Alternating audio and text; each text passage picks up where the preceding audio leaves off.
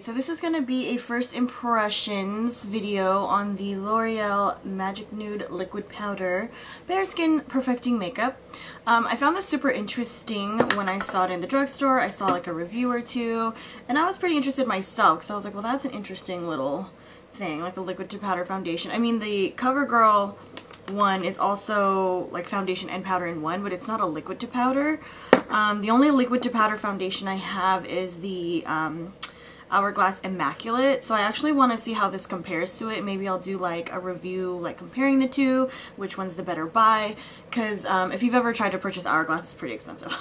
So I mean, this was like 10 bucks in comparison to the Hourglass one, which is like $55. So I chose shade 328 Sun Beige, if you guys can see that. I had a hard time trying to pick my shade, to be honest. Ooh, what is all of that? I had a hard time trying to pick my shade, to be honest, because the one underneath it had just the right amount of yellow, but it was definitely too light for me. And then the one above this one, I think it was 330. That one was like way too tan. The L'Oreal True Match, I can use W6 Sun Beige or W7 Caramel Beige.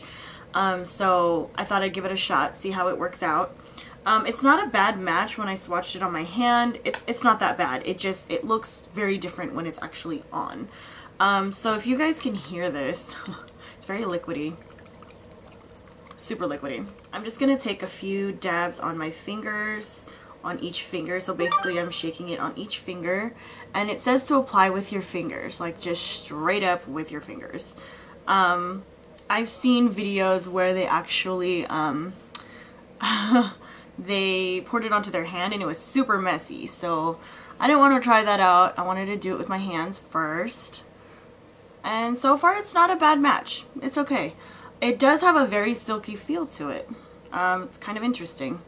I'm trying to test if it'll build because I have a lot of freckles like right here, so I want to see how it builds there.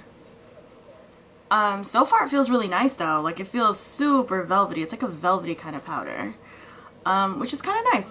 The Hourglass one works better with a brush. So honestly, I didn't quite know why this one is better with fingers. I have no idea.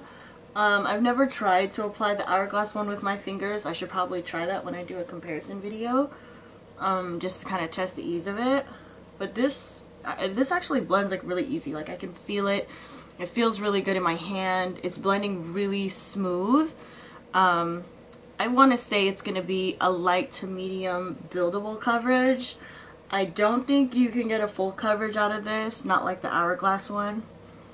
Right off the bat, I can tell you right now that formula wise, the Hourglass one has full coverage, and it actually helps mattify and control oil. This one I don't believe is tagged to do any of that. I think it's just supposed to feel like your skin, like a velvety soft kind of finish to the skin. Like, I think it's supposed to set to like a demi matte sort of finish. I don't see this to be a completely matte finish, although now that I'm kind of feeling like the dry areas of my nose, I feel like it's a little dry in those areas. Like, as you can see, it's not that bad of a match. It's actually pretty good. It's not bad at all, and this is on HD, and you can see that it's a very natural sort of coverage. I can see this being really good for like daily wear, and I kind of like that it's super easy to apply with your fingers. I have a ton of clients that always complain about that like you have to use a brush, and for me, there are no rules in makeup. I don't think you have to use a brush with your foundation. I do believe that you get great coverage using a brush and you get a better finish using a brush, but I think it would be comforting to people to know that you can just apply this with your fingers. That's kind of nice.